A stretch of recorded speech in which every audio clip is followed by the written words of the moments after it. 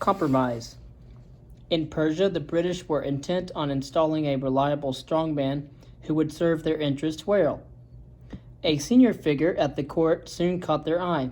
Prince Farman Farma was known to hold extensive investments on the London Stock Exchange, and his considerable fortune was therefore closely linked to the continued success of the British Empire. Intensive lobbying was undertaken to get him appointed prime minister, with the British representative in Tehran having an audience with the Shah on Christmas Eve in 1915 to make clear how favorably Farman Farma's appointment would be viewed in London. A change of prime minister was inevitable in the near future, the Shah was told, especially given all the hostile elements in the government of Tehran. The Shah was easily convinced. He quite agreed and urged that it should be done at once. He promised to urge FF, or Farman Farma, to accept office immediately. Farman Farma was duly appointed a few days later. In Mesopotamia, the lack of a local figurehead to collaborate with made things more difficult. The British had taken matters into their own hands, sending troops from Basra to occupy Baghdad in the spring of 1917. Also remember that this was the rise of revolution in Russia with the Bolsheviks. Little thought was given to what would happen next, as Lord, formerly Sir Charles Hardinge, wrote from London to Gertrude Bell, the brilliant mercurial scholar and traveler who knew this region as well as anyone. It really would not matter, he suggested, if we choose 3 of the fattest men from Baghdad or 3 of the men with the longest beards, who would be put up as the emblems of Arab rule. The British just needed any leader on whom they could effectively impress the benefits of cooperation with the occupying force. Naturally, this would involve bribing them handsomely. There were, however, other serious problems to face, more significant than teasing out the future political setup of this region. Leading voices in Britain were already advocating the revision of the Sykes-Picot Agreement, even as the ink was drying. This was caused not by any qualms about the overt imperialism of the secret deal, but rather by a report prepared by Admiral Slade, previously director of the Intelligence Division at the Admiralty, who had been responsible for assessing the Persian oil fields in 1913, and had shortly afterwards been appointed a director of the Anglo-Persian Oil Company.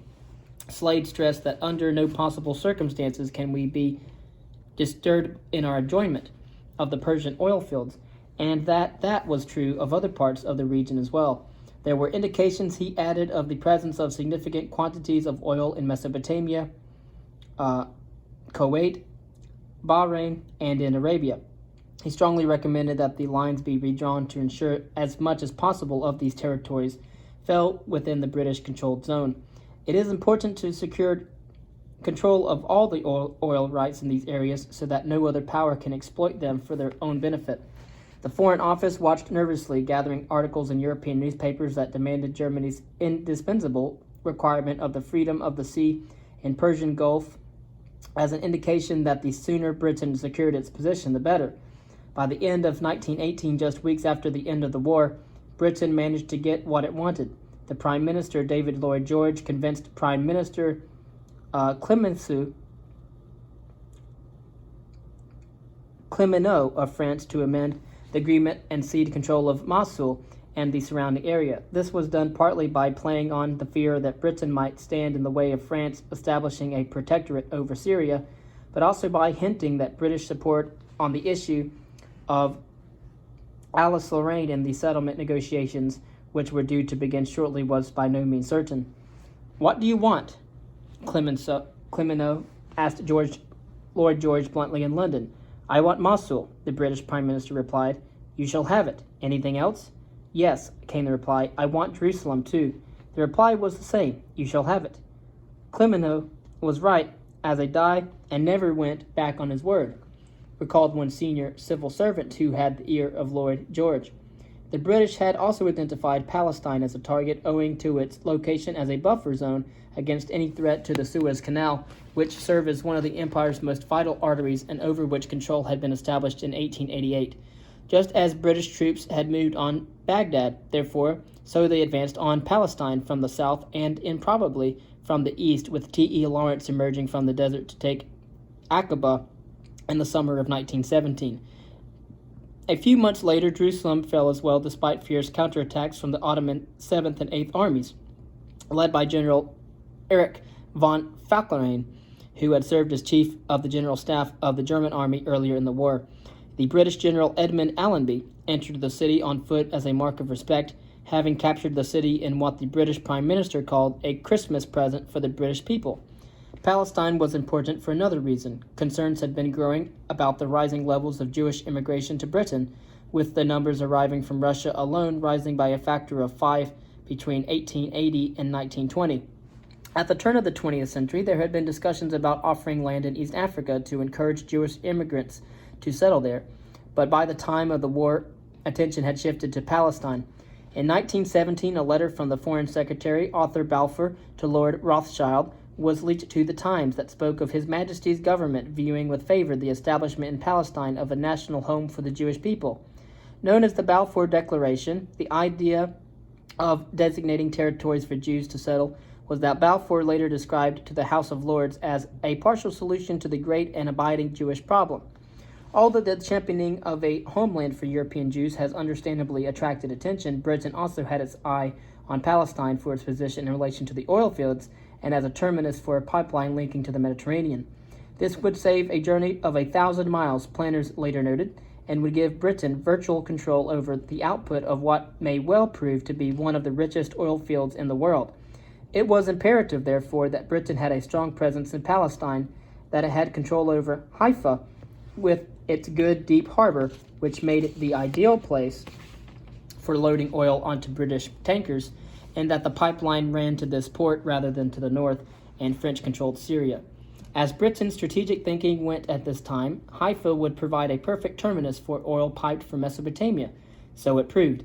By 1940, more than 4 million tons of oil was flowing along the pipeline that was built after the war, enough to supply the entire Mediterranean fleet. It was, as Time magazine called it, the carotid artery of the British Empire.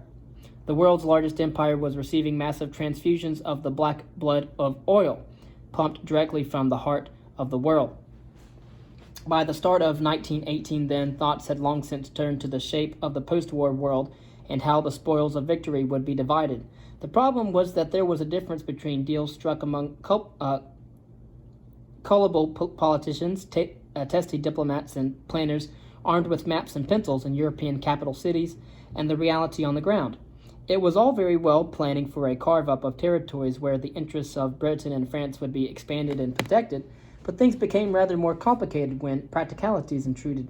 For example, in the summer of 1918, the British General Lionel Dunsterville was ordered to advance from northwestern Persia to the Caspian, while other senior officers were sent to monitor the Caucasus, with the aim of ensuring that the Turks did not seize control of the oil fields of Azerbaijan, take the region south of the Caspian, or gain control of the Trans-Caspian Railway that led to the Afghan border. This was classic overstretch, an all but impossible mission, and one that sure enough ended in disaster. Advancing Turkish forces surrounded Baku, trapping Dunsterville inside for 6 weeks before allowing him to withdraw. Horrific scenes of bloodshed then followed as locals settled scores after the city had surrendered. Panic enveloped officials in the India office in London, who frantically sought authorization to send agents into Central Asia to keep track of what was going on there in the wake of Turkish resurgence and turmoil in Russia, where rioting and demonstrations in the Samarkand district, the Fergana Valley, and Tashkent played a role in revolution breaking out across the whole empire. All effective control over native population of Turkestan has been removed, wrote the Secretary of State to the Viceroy Lord Chelmsford at the start of 1918. Owing to the collapse of central government in Russia and complete breakdown in discipline in the Russian army. In response to warnings that anti-British sentiments among the Muslim population of the region were running high, envoys were dispatched to monitor the situation and oversee the spread of Anglophile propaganda. Officers were sent to Kashgar and Meshed to assess the mood, while there were torturous discussions about whether to send armed forces into Afghanistan and Tashkent, or to approve more grandiose schemes, such as encouraging the Emir of Afghanistan to expand westwards and occupy the Murghab Valley as far as Merv. New ideas, new identities, and new aspirations were springing up across Ukraine, the Caucasus, and Central Asia after the Russian Revolution, as demands for self-expression, if not self-determination, grew louder and louder. Complications arose when those who had seized power in Russia found their dreams of international revolution thwarted in Europe and so turned their attention to Asia. Trotsky, fizzing with enthusiasm as usual, took up with gusto the theme of cultivating the revolutionary project in the East. The path to India might well be much easier to travel in the current circumstances, and what is more, quicker than the one leading to a Soviet in Hungary. He wrote in a memorandum that was circulated to his peers in 1919, "The route to Paris and London is through the cities of Afghanistan, the Punjab, and Bengal." Delegates from the enslaved popular masses of Persia, Armenia, and Turkey, as well as from those of Mesopotamia, Syria, Arabia, and beyond, were summoned to a conference in Baku in 1920, where one of the principal Bolshevik demagogues did not mince his words. "We are now faced with the task of kindling a real holy war against the West," he told listeners. The time had come, he said, to educate the masses of the East to hate and to want to fight against the rich. That meant fighting against the wealthy Russian, Jewish, German, French, and organizing a true people's holy war, in the first place against British imperialism. The hour had arrived, that is, for a showdown between East and West. The message went down well. Apart from the cheering delegates, there were those who took action. Intellectuals such as Muhammad Barakatullah, who wrote on the liaison of Bolshevism and the Islamic nations, urged the advance of socialism throughout Muslim Asia. Newspapers, universities, and military schools were set up across Central Asia to cater for and further radicalize the local populations. Showing a surprising degree of flexibility, the Soviets were prepared to compromise with any who might help their cause. For example, the Bolshevik leadership had few qualms about making overtures to the ruler of Afghanistan, King Amanullah, after he sought to distance himself from British influence and launched an attack on the British in India to the west of the Khyber. Although the military confrontation was a fiasco, the Bolshevik regime delighted in finding an ally in the East and sent an offer of assistance, along with assurances that the liberation of the East from imperialism was a fundamental part of the revolutionary program, assurances that were unlikely to be entirely comforting to a ruling monarch. Russian audacity and opportunism provoked shrill calls of alarm in Britain, with the Times reporting on the Bolshevist menace to India, Afghan stepping stone. British troops were moved north into Afghanistan, among them a young corporal named Charles Kavanagh, whose recently discovered diary paints a vivid picture of what he saw, and finds many echoes in the more recent experiences of Western servicemen in the same region. Ambushes and attacks by insurgents were a daily hazard, he wrote. Afghan men were not afraid to dress as women in gowns that hid their faces as well as their rifles. "Avoid offering your hand to shake that of a local you do not know," he wrote. "They will seize it with their left hand and stab you with their right." Different visions of the future were being offered in the aftermath of the Great War. On the one hand, there was the impulse towards self-determination, championed at least to start with by the Bolsheviks. "Organize your lives as you choose and without any obstacles," Lenin declared. "You have the right to do so. Know that your rights, like those of all the peoples of Russia, are protected by the full power of the revolution and its agencies." This extended to progressive views about gender equality. Women were given the vote in the Kyrgyz, Turkmen, Ukrainian, and Azerbaijani Soviet republics before they were given the vote in the United Kingdom. Posters put up in Tashkent in 1920, written in Uzbek, displayed a figure in front of 4 ghostly veiled figures urging the emancipation of Muslim women. "Women, take part in elections to the Soviet." This early post-revolutionary progressivism contrasted sharply with the imperialist attitudes of Western powers and their resolve to retain control of assets and resources deemed vital to national interests. None were as active or as aggressive as the British, who were above all determined to hang on to control of oil supplies. Insofar as it had troops in the field, Britain had a head start, enabling the landscape to be shaped in a way that suited its needs. In the cause of Mesopotamia, this was done by forging a new country that was given the name Iraq. It was a hodgepodge made up of 3 former Ottoman provinces that were profoundly different in history, religion, and geography. Basra looked southwards towards India and the Gulf. Baghdad was closely linked with Persia. Mosul naturally connected to Turkey and Syria. The amalgam satisfied no one except London.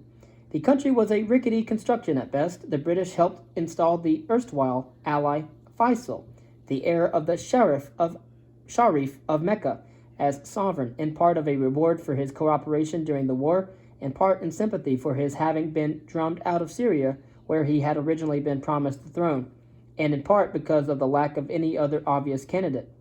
The fact that he was a Sunni Muslim, where the local population was predominantly Shia, was thought to be something that could be smoothed over with the introduction of the new trappings of a nation, such as guard-changing ceremonials, a new flag designed by Gertrude Bell, and a treaty that recognized Iraqi national sovereignty, but obliged the king and his government to be directed by Britain on all important matters, including foreign relations and defense. Subsequent annexes gave Britain the right to make appointments to the judiciary and to impose financial advisors to administer the country's economy. This devolved imperial rule was cheaper from a financial point of view than full colonial occupation at a time when Britain itself was facing up to huge national debts built up during the war. But it was cheaper politically as well. More than 2,000 British soldiers had been killed in rioting and civil unrest in Mesopotamia in 1920.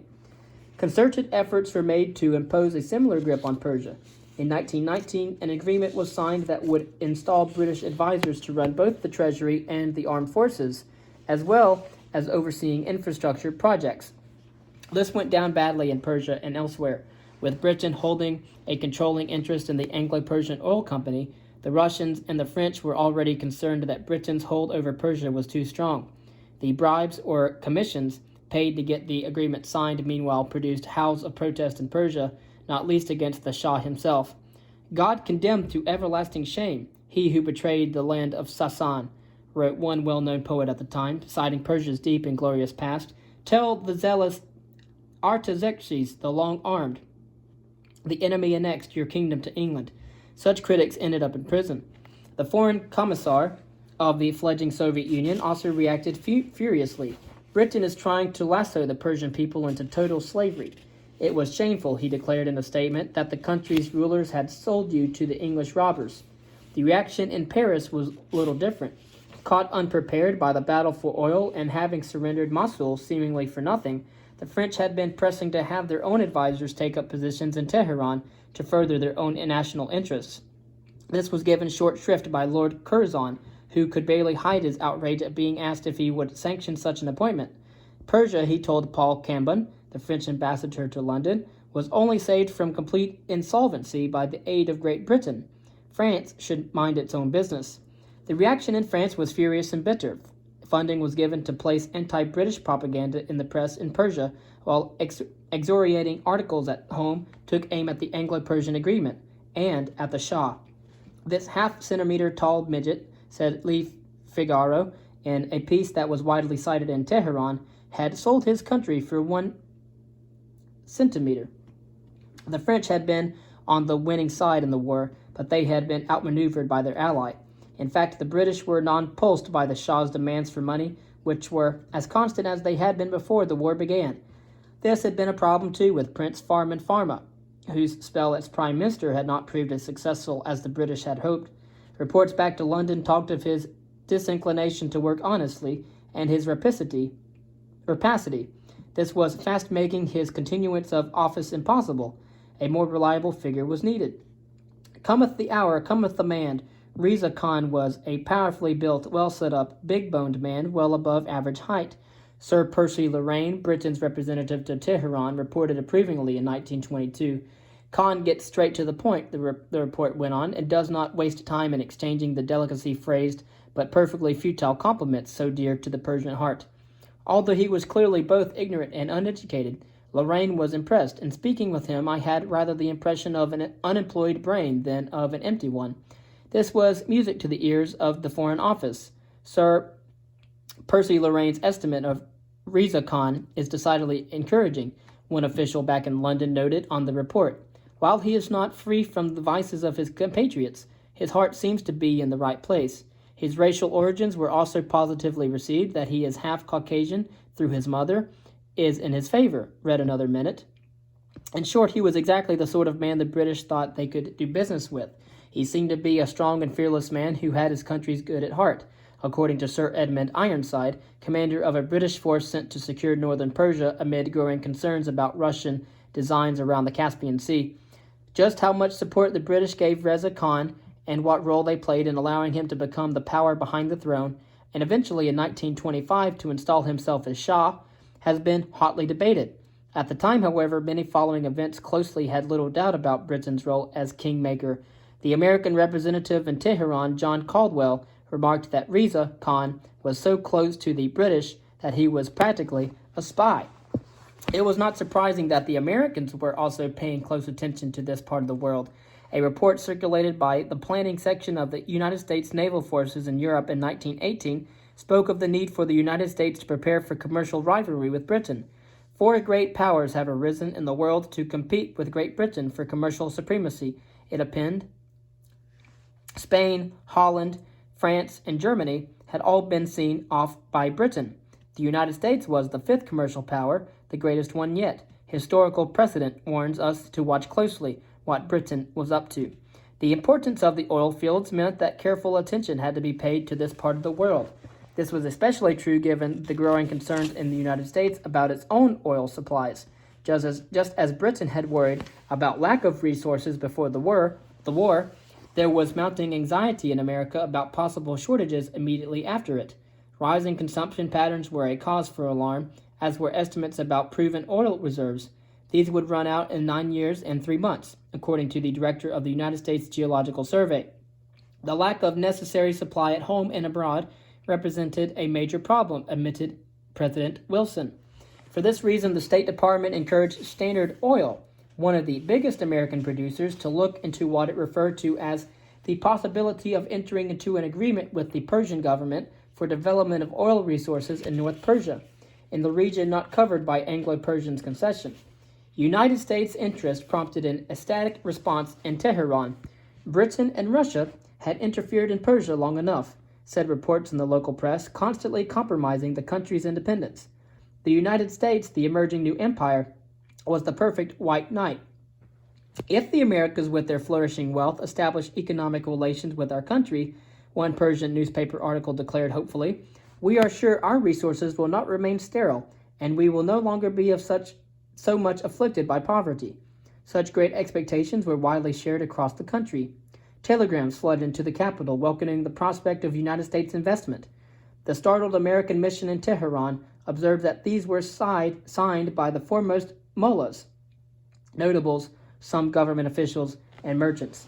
The British reacted angrily, telling the State Department in no uncertain terms that American interest in Persia's oil was not just unwelcome but illegal. Although the region in question had not been conceded to Anglo-Persian, the British declared that it was subject to a separate agreement previously reached between Persia and Russia that had not been correctly terminated. As such, exploration rights could not be sold to the Americans or to anyone else. These were weasel words, and ultimately proved fruitless as the Persians went ahead regardless, granting Standard Oil a 50-year concession. Not for the first time, the American experience proved to be a false dawn. It had been hoped in Persia that United States involvement and investment would offer a real alternative to British clout in the region. However, practicalities dictated that any operator needed to cut a deal with Anglo-Persian to gain access to the pipeline infrastructure. What is more, once discussions not going, hope gave way to more disappointment for the Persians. The Americans were more British than the British, noted the Persian representative in Washington, which he did not mean as a compliment. It turns out, fumed one editorial in a Tehran newspaper, that the United States and Britain were one and the same. Both were worshippers of gold and stranglers of the weak, obsessed with furthering their own interests and trying to divide the precious jewel of national oil resources and take from the hands of the childish politicians of Persia.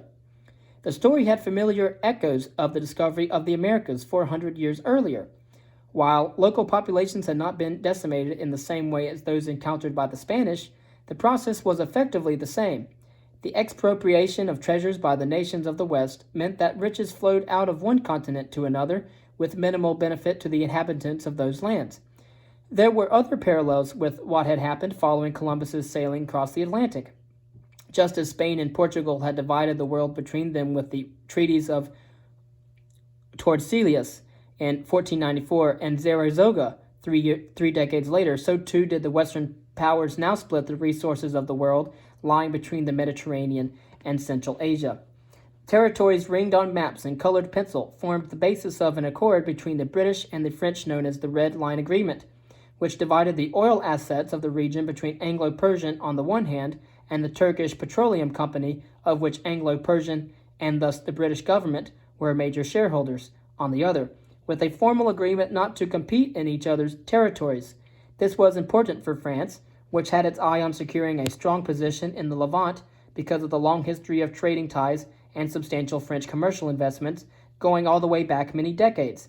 Just as the Iberian powers had done, France and Britain shared out control of valuable assets like spoils which had been claimed as of right. It felt like a new age of empire. The problem was that this new era of empire was almost immediately beset with the traumatic realization that the world was changing, and changing fast. It was all very well having elaborate plans and trying to assert Britain's control over the oil and pipeline networks, but this came at a high price. With Britain's national debt soaring, painful and difficult discussions took place about the cost of maintaining troops in the numbers needed to run an empire effectively. The overwhelming cost, wrote Lord Curzon, is one that can no longer be sustained. It was a conclusion duly taken on board by Winston Churchill, by now colonial secretary, who recognized that everything that happens in the Middle East is secondary to the reduction of expense. This mismatch between ambition and ability was a recipe for disaster, a predicament made worse by the obduracy of senior diplomats. The British minister in Tehran, for example, lorded it over the Persians, whom he described contemptuously as smelly and shifty brutes. In Baghdad, meanwhile, London's representative had houses knocked down in order to extend the gardens of Britain's embassy, something one observer remarked wryly, which undoubtedly improved what was already a beautiful residence, but which was less than universally popular with the Iraqis. There was a lofty sense of entitlement in all of this, the sense that the present and the future of these countries lay unassailably in the hands of the British. Rulership was in the gift of policymakers in London, who had little concern for the interests of local populations and focused instead on Britain's strategic and economic priorities. In the 1920s alone, the British were either directly responsible for or played a supporting role in installing or deposing rulers in Iraq, Persia, and Afghanistan, while also becoming involved in the question of the title used by the King of Egypt following independence in 1922. Inevitably, this bred festering problems that over time became poisonous.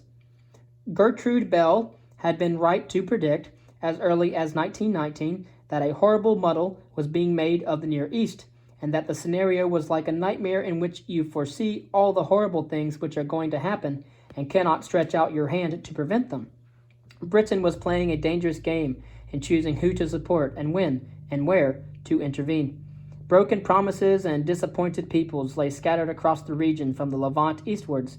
Commitments to support, help, and protect the interests of local populations gave way to the promotion and protection of Britain's commercial and strategic interests, even if that meant splitting up territories along new and artificial boundaries, or abandoning communities like the Christian Assyrians of Iraq, who found themselves in a uniquely vulnerable position following the carve-up of the Middle East at the end of the Great War. The broader results in Iraq were a disaster. A new feudalism took root as local magnates were handed large tracts of former Ottoman Empire state land in return for their support for the British Mandate, curtailing social mobility, widening inequality, and fanning dissatisfaction as rural communities lost their land rights and their means of living. In Kut province in eastern Iraq, two families were able, over the course of 3 decades, to acquire more than 500,000 acres between them. The scenario was much the same in Persia, where the wealth generated by oil revenues was concentrated in the hands of the Shah and those around him. In this sense, it was precisely the knowledge that the British government was the majority shareholder of Anglo-Persian, which by the 1920s was responsible for nearly half the country's revenues, that prompted increasingly determined anti-British sentiments and a rising tide of nationalism. This was also a sign of the times, as reactions against colonialism were gaining an almost unstoppable momentum across the empire. In 1929, in India, the Lahore session of the Indian National Congress set out a declaration of independence, Purna Swaraj, The British government in India has not only deprived the Indian people of their freedom, but has based itself on the exploitation of the masses, it stated. India has been ruined and must forthwith sever the British connection and attain complete independence. The time had come for civil disobedience. It was all but inevitable that this cocktail of disenchantment, disgust, and disenfranchisement would catch on elsewhere, but the growing frustration in the Middle East also stemmed in part from the realization that the benefits promised by the oil field finds had proved so elusive. The Western oil corporations that controlled the concessions were dexterous and highly creative when it came to making royalty payments. Just as in the modern world, a web of subsidiary companies was set up with the aim of using intercompany loans to create losses that could be used to reduce or even eliminate altogether the apparent trading profits of the operating companies, and therefore manipulate downwards the royalties due under the concession agreement. This was grist to the mill. Angry reports ran in the newspapers that spoke of foreigners being allowed to drain the country of her oil resources and deliberately reducing the revenue of Persia by granting illegal and unnecessary exemption from customs duty. At least things were not as bad in Persia as they were in neighboring Iraq, which was a colony in all but name.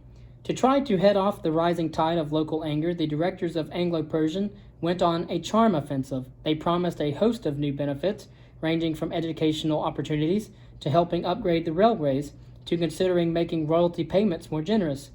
It was plain wrong. High-ranking Persians complained that the Persian government held no shares in the business. The Persians, one observer recorded, felt that an industry had been developed on their soil in which they had no real share. They insisted that this was not a question of money, since no financial reward would dispel this feeling of alienation. The Anglo-Persians chairman, the urbane Sir John Cadman, urged calm, suggesting to his opposite number at the negotiating table that it was in no one's interest for the press to create the erroneous and painful impression that the business was not a fair and equitable one. This was all very well, he was told. What was in everyone's interest was that there should be a partnership. As it stood, it was little more than outright exploitation. Drawn-out discussions about if and how to renegotiate the Knox-D'Arcy concession came to nothing. Eventually, the Persians snapped. Even before 1929, the discovery of oil in Mexico and Venezuela, the work in the latter, Venezuela, led by George Reynolds, who had struck the all-important well at Masjid Soliman, led to a major correction downwards in oil prices. After Wall Street had crashed, prompting a dramatic fall-off in demand, the Persians took matters into their own hands. Finally, in November of 1932, following a sharp decline of royalty payments and continuing financial chicanery, whereby detailed figures were deliberately withheld from Tehran, the Shah declared that the Knox-D'Arcy concession was cancelled with immediate effect. This was disgraceful, complained British diplomats. If we do not make ourselves felt at the outset, advised one senior official, we shall have far worse trouble with the Persians later. The declaration was a flagrant offense, said another. In the eyes of the British, the contract agreed 3 decades earlier should stand no matter what. It was true that considerable financial risks had been taken to open up the oil business in the first place, and that it had required hefty investment to create an infrastructure that enabled resources to be exploited. Nevertheless, the riches that were unlocked as a result were huge. The clamor to share these more evenly was simply ignored. In the manner of the great banking scandals of the early 21st century, Anglo-Persian and the interests that sat behind it were too big to fail. In this case, however, the process of equalizing the situation and putting things right was a quick one, largely because Persia had the potent negotiating tool of being able to harass, prevent, and hinder production to force a renegotiation. In the spring of 1933, a new deal was hammered out. The Persian delegation met with oil executives at the Beau Rivage Hotel in Geneva and explained that they were familiar with the terms of a recent agreement about oil in Iraq, demanding that these at least be matched.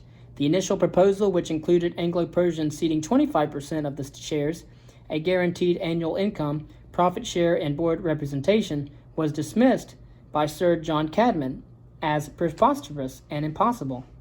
Although the discussions that followed were perfectly cordial, it soon became clear that efforts to avoid a major renegotiation would fail. By April of 1933, a new deal had been struck. More attention would be paid to the Persianization of the oil business. that is, hiring and training more locals to be involved in the business at all levels, from management down to more lowly positions.